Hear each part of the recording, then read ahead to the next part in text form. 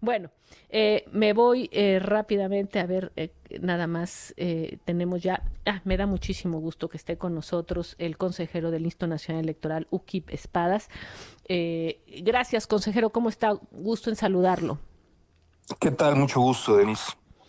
Pues, consejero, por supuesto, en lo que se llama la parte sustantiva, es decir, el tema, lo que se tiene que dedicar un Instituto Nacional Electoral, pues el día de ayer no podemos decir más que los ciudadanos estuvieron, se instalaron las casillas, se contaron los votos, no hay quejas a ese respecto. Y sin embargo, sobre otro tema que importa y que importa mucho en una democracia, que tiene que ver el tema, por supuesto, de que se dé certeza, que se cumplan con las horas y las fechas, que si a las 7 de la noche salían, se hubieran salido a las 7, que si iban a salir para dar resultados importantísimos como es el conteo rápido en una elección además tan abierta a la presidencia. Cambiaron en 3 ocasiones el mensaje que iban a dar. En fin, ahí me parece que le podrían parecer detalles, consejero, pero no lo son. A ver, lo sustancial de todo esto que me planteas, que entiendo cómo fue percibido, es la presentación pública de los datos de los conteos rápidos. Y ahí creo que quienes declaramos, de los consejeros, quienes declaramos sobre ese tiempo previamente, dijimos que muy probablemente los conteos rápidos saldrían entre las 10 y las 11 de la noche. Nadie pudo asegurar que iban a salir a esa hora, porque la publicación de los conteos rápidos no depende de la decisión de los integrantes del Consejo General, sino de la decisión técnica de un comité de expertos. Así es, Esto así ha es, sido siempre. y así fue ayer. Sí, pero siempre había Es, sido así y sin embargo la comunicación por parte del presidente consejero había tenido una hora y a esa hora había salido incluso para decir que estaban en esa circunstancia, es decir, incluso para se puede salir a las 11 en punto, hay una pantalla que se pone en el mensaje, digamos en lo que recibimos nosotros del Instituto Nacional Electoral, hay una pantalla en donde dice habrá un mensaje a las 11 en punto.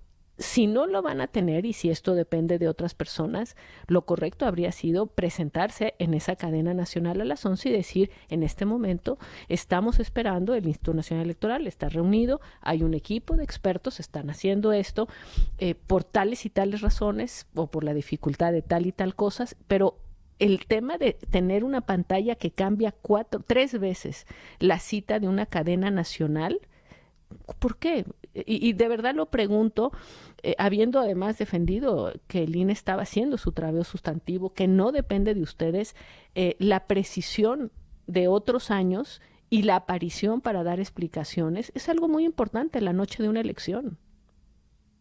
a ver, Denise, el argumento que lleva tu pregunta no te lo puedo rebatir. Yo no, pero por otra parte, con toda honestidad, yo no te puedo responder. Yo no sé por qué se dieron esos retrasos. Ya. Entonces, digamos, ustedes básicamente, es que la pregunta puede ser que no la planteé, lo siento, pero porque lo que estoy diciendo es un punto de vista y sobre todo dándole información, pero la pregunta es, si no tenían los resultados, ¿ustedes tomaron la decisión de no salir a explicar que no los tenían En todo caso, yo no participé en en ningún esa espacio de decisión? una decisión de esa naturaleza. Ya.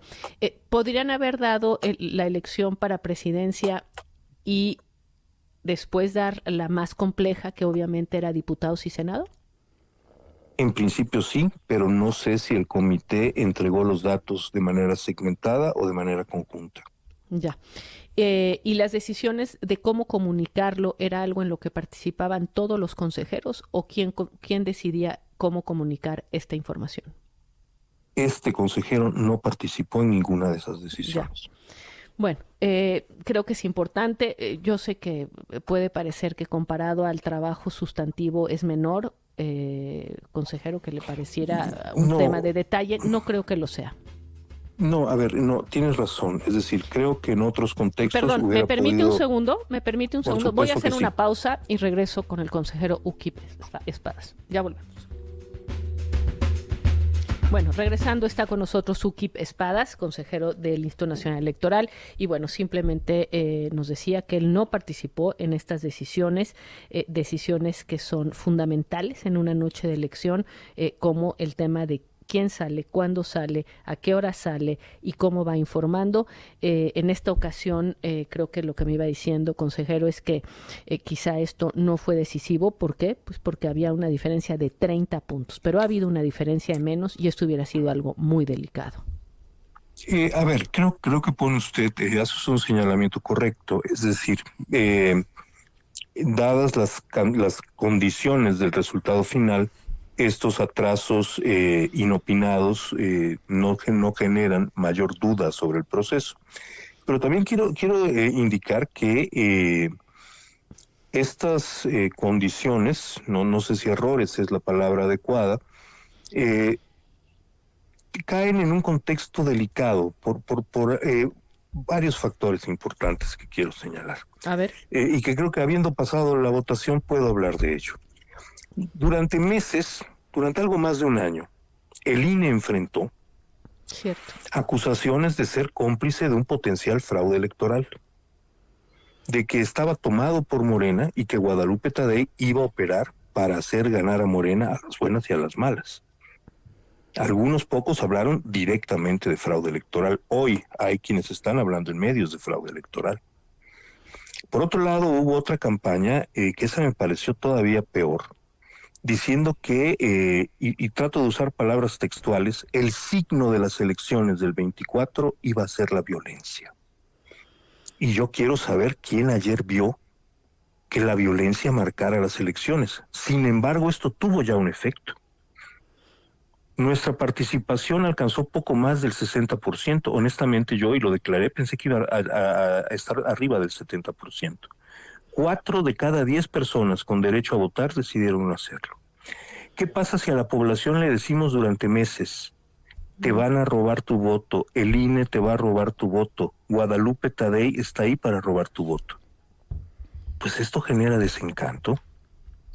Y cuando se le dice a la gente, ten cuidado porque va a haber violencia. Yo leí un texto donde decía, pues dirán de Yucatán todo lo que quieran, pero en Yucatán operan 9 carteles del narcotráfico, así que podemos esperar violencia en el proceso electoral.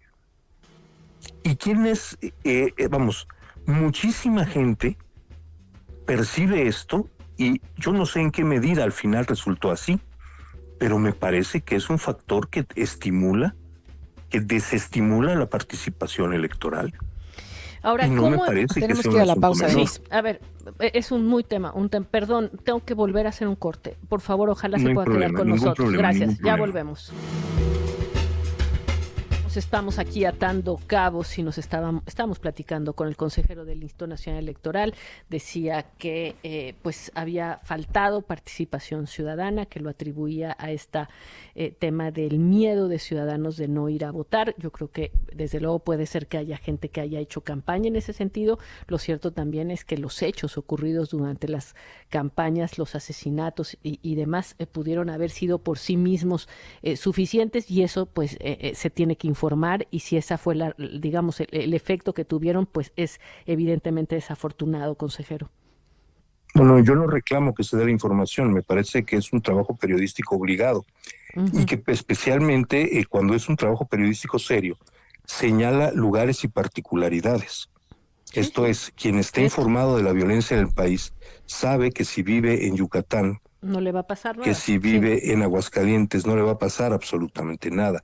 Pero sabe incluso que si vive en Guerrero o en Chiapas, donde sí pasan cosas, son problemas localizados de ciertas características. Es decir, no cualquier persona que en Acapulco caminara 4 cuadras para votar corría el riesgo de que detrás de sí apareciera un sicario y le volara la tapa de los sesos.